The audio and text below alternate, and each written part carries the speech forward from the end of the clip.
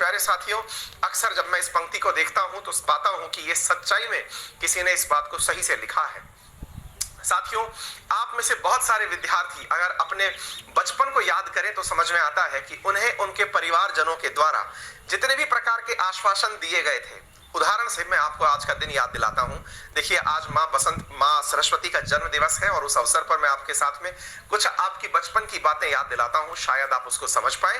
मेरे प्यारे साथियों, आपको बचपन की कुछ यादें याद आए कि जब आप स्कूल जाया करते थे तो स्कूल जाते समय आपके घर वाले आपको मोटिवेशन दिया करते थे कि इस क्लास में टॉप कर जाओगे तो तुम्हें ये गिफ्ट दिला दिया जाएगा। फिर आप थोड़ा आगे बढ़ने लगे, क्लासेस बढ़ने लगी, 10th तक पहुंचे तो लालच थोड़े बड़े दे दिए गए। कहा गया कि अगर आप क्लास 10th में अच्छा परफॉर्म कर जाएंगे, अगर प्रथम श्रेणी के अंदर पास हो जाएंगे या टॉप कर जाएंगे या मेरिट में आ जाएंगे, आपको कुछ इस प्रकार का गिफ्ट दे दिया जाएगा, या फिर आपसे कहा जाएगा कि सब कुछ सेट हो जाएगा लाइफ में। आपने 10th में भी अपने अकॉर्डिंग कुछ विद्यार्थियों ने अच्छा परफॉर्म किया भी होगा, लेकिन उन्हें जैसे ही 10th पास की एक अलग चुनौती का सामना करना पड़ा।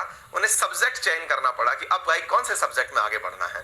फिर आप आगे निकले, क्लास 11th चलना शुरू हुई। 12th के लिए आपके दिमाग में डर बिठा दिया गया कि अगर बोर्ड में तुम अच्छा कर गए तो जीवन सेट है। आप में से कई प्राणी ऐसे भी होंगे जो बोर्ड में मेरिट में भी आ गए होंगे, लेकिन फिर ग्रेजुएशन का सामना हुआ। ग्रेजुएशन के सामना हुआ, फिर आपसे कहा गया कि बेटा तुम ग्रेजुएशन में अगर किसी अच्छे कॉलेज में एडमिशन पा गए, या एमबीबीएस या इंजीनियरिंग में या फिर किसी अच्छे डिग्री कॉलेज में एडमिशन पा गए, जीवन सेट है। आपने ग्रेजुएशन भी कर लिया, लेकिन फिर आपको फिर एक चैलेंज दिया गया, पोस्ट ग्रेजुएशन करिए। या फिर एक चैलेंज दिया गया, अच्छी नौकरी निकालिए, सरकारी नौकरी निकालिए, या फिर यूं करिए। हर दिन आपके पास नए चैलेंजेस। आप में से कुछ मित्रों ने सरकारी नौकरी भी निकाल ली।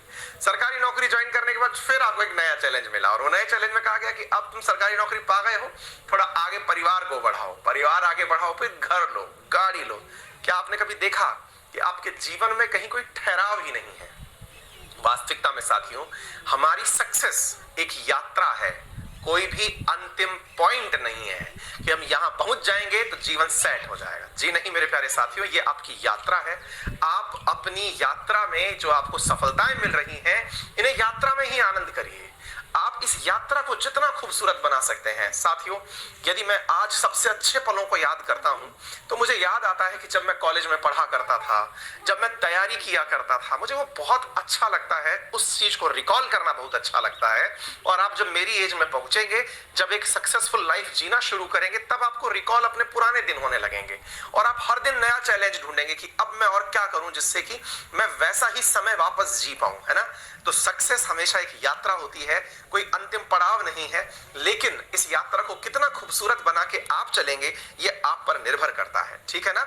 चलिए साथियों, और मैं आपको एक जानकारी के रूप में बताना चाहूंगा कि बसंत के आगमन पर मां सरस्वती का जन्म दिवस मनाया जाता है। मेरे प्यारे साथियों, कहा जाता है कि माघ शुक्ल पक्ष की पंचमी के दिन मां सरस्वती जो विद्या की देवी हैं, उनका जन्म हुआ था। इसी दिन उत्तर भारत के अंदर सर्दी का अंत होता है, ग्रीष्म का आगमन होता है।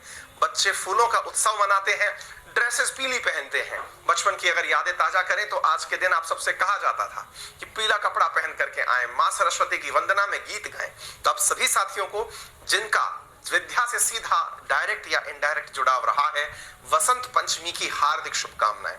मेरे प्यारे साथी, आज के दिन मां सरस्वती की वंदना करें, उन्हें याद करें और आपको अच्छे से वो जीवन पर्यंत मोटिवेशन का साधन प्रदान करें, ये मैं आपके लिए कामना करता हूं। तो आज के साथ सेशन की शुरुआत करते हैं।